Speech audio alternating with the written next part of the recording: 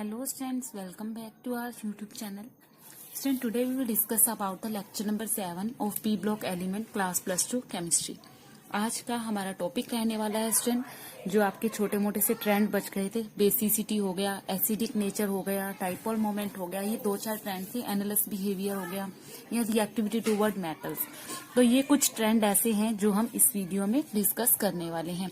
तो इससे last video में हमने केमिकल ट्रेंड जो है बिल्कुल ऑलमोस्ट कंप्लीट कर लिए थे, लेकिन कुछ ट्रेंड्स ऐसे हैं जो आपके बच गए थे। छोटे छोटे से ट्रेंड हैं, उनको इस वीडियो में हमने कवर करना है। तो स्टूडेंट, वीडियो स्टार्ट करते हैं। स्टार्ट करने से पहले प्लीज लाइक और सब्सक्राइब कीजिएगा चैनल को, और वीडियो को ज्यादा से ज्यादा शेयर कीजिएगा। तो स्टूडेंट, हमारा जो ट्रेंड था आज का, जो है हमारा ट्रेंड, वो है basicity. What is a trend? Basicity.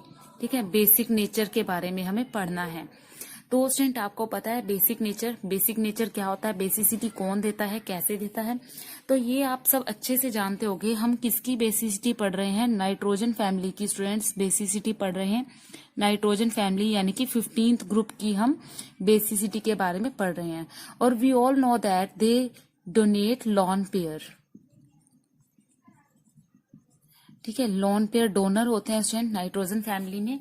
ठीक है, तो अब देखो, लोन पेयर से ही एक बात याद रखनी है आपको, जो अपनी मर्जी से लोन पेयर डोनेट करते हैं, which donate lone pair by their self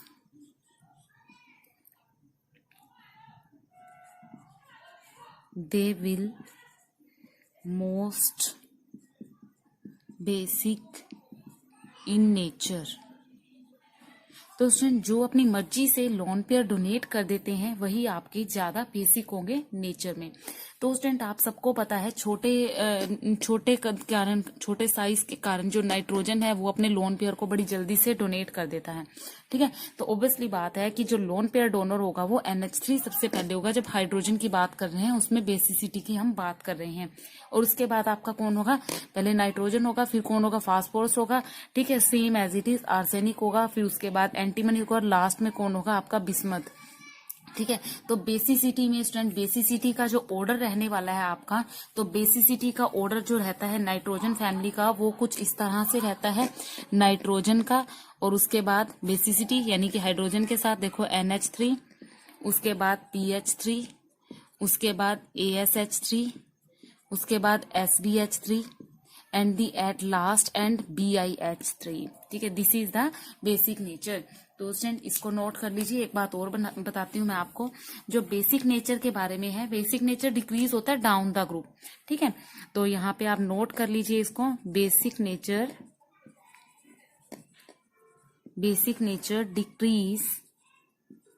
decrease down the group. क्यों होता है? कारण क्या है? कारण है ड्यू टू स्मॉल साइज, छोटा साइज होता है। ठीक है, और no diffused effect, diffusion effect नहीं है, और साइज जो है वो छोटा है। तो बेसिक नेचर जो है वो डाउन द ग्रुप क्या हो जाएगा आपका? डिक्रीज। और अभी हम बता चुके हैं, इसलिए नाइट्रोजन का सबसे ज्यादा, फिर फास्फोरस का देखो नीचे जाते हुए ये क्या हो रहा है? डिक्रीज हो रहा है। तो ये आपका बेसिक नेचर है स्टूडेंट, इसको नोट डाउन कर लो। बेसिक नेचर से आपका क्वेश्चन आएगा तो आप क्या कहोगे? Down the group the size of element increase and the lone pair will more diffusion the lone pair lower and the basicity decrease down the group. ठीक है, तो आपका बेसिसिटी से रिलेटेड क्वेश्चन आ जाए तो आपने क्या लिखना है? आपने यही बात लिखनी है कि डाउन द ग्रुप, जैसे जैसे हम नीचे जाएंगे डाउन द ग्रुप, जो साइज होगा एलिमेंट का वो इंक्रीज होगा, इसलिए लोन पेयर मोर डिफ्यूज होंगे। ठीक है, लोन पेयर मोर डिफ्यूज होंगे तो आपकी बेसिसिटी क्या होगी? लोअर, यानी कि कम होगी। तो student, same as it is अगर हम बात करते हैं एसिडिक नेचर की, तो एसिडिक नेचर कैसा होगा स्टूडेंट? वाइस वर्सा होगा। ठीक है, बेसिक नेचर का ऑपोजिट होगा।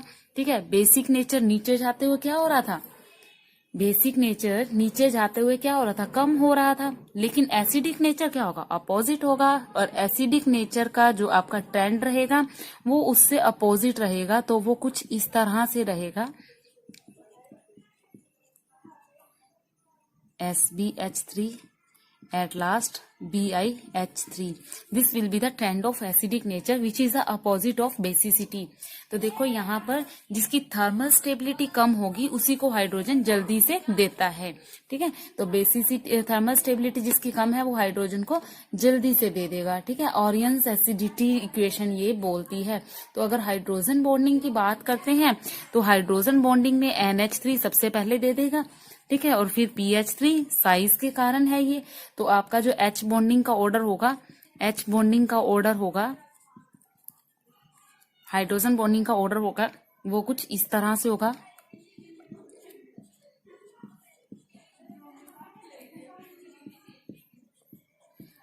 ठीक है। और वो कुछ आपका इस तरह से होगा, यानी कि नीचे जाते जाते ये क्या होगा, डिक्रीज होगा। कारण क्योंकि इलेक्ट्रोनेगेटिविटी जो है वो डिक्रीज हो रही है, ठीक है। H bonding down the group decrease because electronegativity decrease, ठीक है। तो हाइड्रोजन बॉन्डिंग जो है नीचे जाएंगे, क्या होगी, डिक्रीज होगी। कारण क्या है, कारण है आपका, बता दिया आपको, इलेक्ट्रोनेगेटिविटी। और ये पूरी तरह से स्टूडेंट डाइपोल मोमेंट पे डिपेंड करता है। तो ये जो ऑर्डर है आपका, ये किसका ऑर्डर बन जाता है, आपका हाइड्रोजन बॉन्डिंग का और डाइपोल मोमेंट का, ठीक है। डाइपोल मोमेंट का ये आपका ऑर्डर बन जाता है, ठीक है। तो ये क्या होगा, डिक्रीज होता है। और आपको पता है dipole moment mu is equal to क्या होता है, Q इंटू डी, ठीक है। ये डाइपोल मोमेंट है, आपको पता होगा। तो इसमें चार्ज जो होगा वो चार्ज है पूरी तरह से, जो चार्ज है आपका, चार्ज पूरी तरह से किस पे डिपेंड करेगा, डिस्टेंस, ठीक है। डिस्टेंस बिटवीन चार्ज के बीच में कितना डिस्टेंस है, क्या उसका डिस्टेंस है। तो सबसे ज्यादा हाईली इलेक्ट्रोनेगेटिव कौन है स्टूडेंट, वो है नाइट्रोजन। तो आगे हम पढ़ेंगे रिड्यूसिंग कैपेसिटी। तो इसको जल्दी से नोट डाउन करो। आगे हम पढ़ते हैं student reducing capacity, reducing capacity. तो रिड्यूसिंग कैपेसिटी की बात करते हैं तो उसका ऑर्डर भी आपका सेम रहेगा, NH3 PH3 ASH3 SbH3 BiH3, ठीक है। ये ऑर्डर रहेगा। यानी कि H जो है वो O से जुड़ना चाहता है, ऑक्सीडेशन, O को घटाएगा तो रिडक्शन होता है। तो थर्मल स्टेबिलिटी देखो, थर्मल स्टेबिलिटी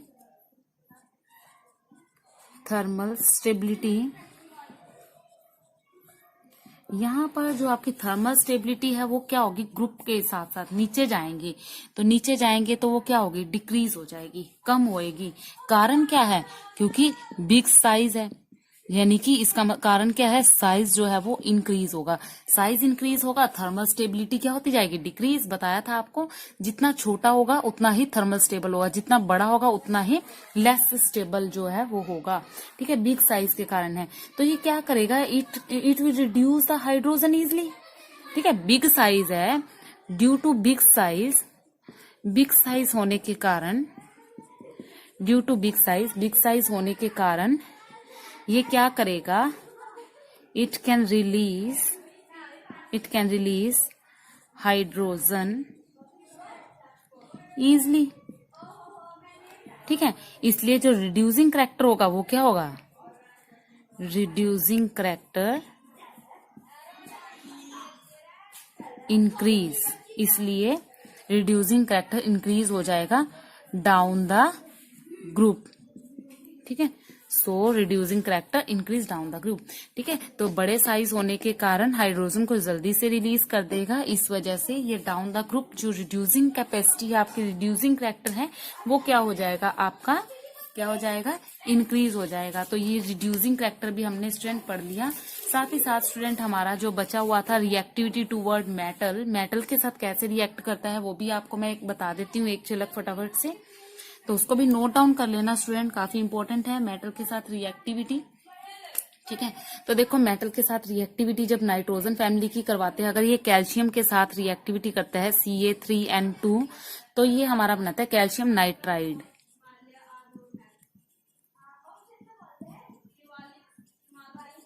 ठीक है।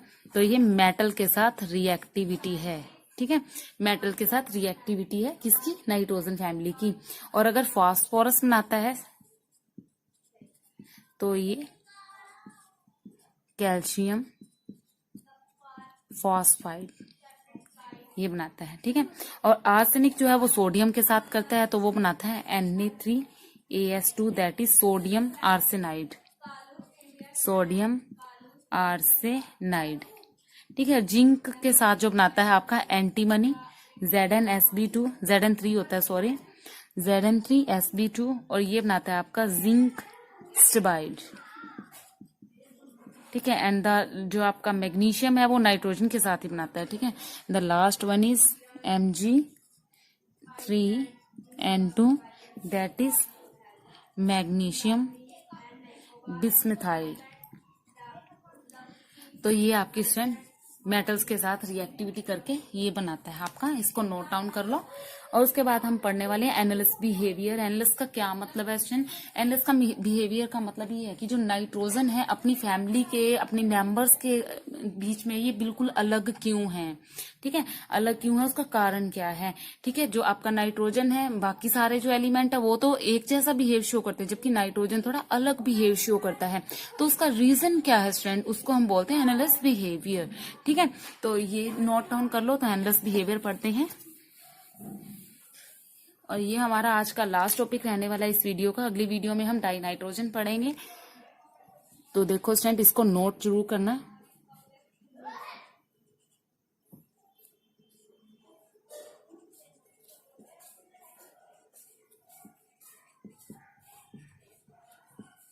यहां से क्वेश्चन पूछा जाता है स्टूडेंट कि नाइट्रोजन अपनी फैमिली मेंबर में से अलग बिहेव क्यों शो करता है, अपनी फैमिली मेंबर में से अलग बिहेव शो क्यों करता है, ठीक है। तो उसके कारण है काफी सारे, जो आपको पता है। सबसे पहला कारण क्या है, साइज बहुत छोटा है। फर्स्ट कारण हमें पता है क्या, कि साइज बहुत छोटा है। साइज छोटा होने के कारण ये अपना बिहेव जो है वो अलग शो करता है सारे के सारे ग्रुप में से, ठीक है। तो छोटा अपना बिहेव शो करता है। कारण क्या है उसका, कारण है स्टूडेंट इसका, तो क्या कारण है स्टूडेंट, पहला ड्यू टू स्मॉल साइज, ठीक है, छोटा साइज होने के कारण। बाकी सारी प्रॉपर्टी भी आप अच्छे से जानते हो क्योंकि हम ऑलरेडी डिस्कस कर चुके हैं, लेकिन फिर भी मैं आपको नोट करवा देती हूँ। सेकंड है इसका high electronegativity,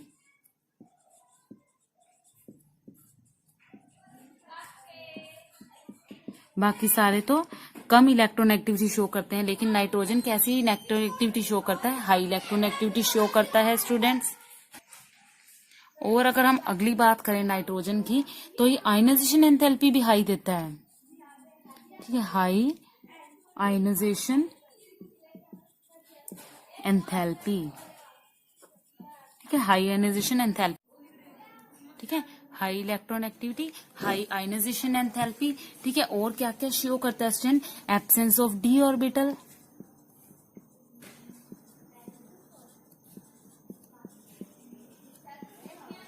absence of D orbital भी है स्टूडेंट इसके अंदर, ठीक है। और क्या है स्टूडेंट, पी पाई मल्टीपल बॉन्ड है इसके पास, ठीक है। कारण आप सभी जानते हो, इस वजह से पी पाई मल्टीपल बॉन्ड देता है।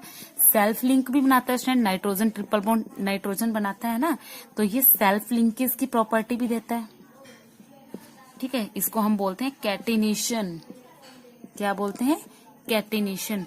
और क्या कर सकता है स्टूडेंट, ये काफी ज्यादा रिएक्टिव भी है स्मॉल साइज होने के कारण, ठीक है। क्यों, क्योंकि इसकी थर्मल स्टेबिलिटी जो है, थर्मल स्टेबिलिटी सबसे ज्यादा है, ठीक है। तो इन सब कारणों की वजह से ये अपने मेंबर से, सारे के सारे नाइट्रोजन फैमिली में से अपना अलग बिहेवियर शो करता है। कारण है इसका छोटा size, high electronegativity, high ionization enthalpy और absence of D orbital. Absence of D orbital के कारण पी पाई मल्टीपल बॉन्ड बनाता है, सेल्फ लिंकेज बनाता है, और काफी ज्यादा रिएक्टिव है। थर्मल स्टेबिलिटी जो है इसकी मोर है। तो इन सभी कारणों की वजह से स्टूडेंट इसका बिहेव जो है अपने सभी मेंबर से जो है वो अलग शो करता है। तो स्टूडेंट आज हमने नाइट्रोजन फैमिली के फिजिकल केमिकल ट्रेंड सारा जो है कंप्लीट कर लिया है। कुछ स्ट्रक्चर्स हैं वो हम लास्ट में स्ट्रक्चर जो है इसकी बनाएंगे, हैलाइड की स्ट्रक्चर हो गई, आपकी हाइड्राइड की स्ट्रक्चर हो गई, ठीक है, वो हम साथ के साथ आगे बनाएंगे, ठीक है।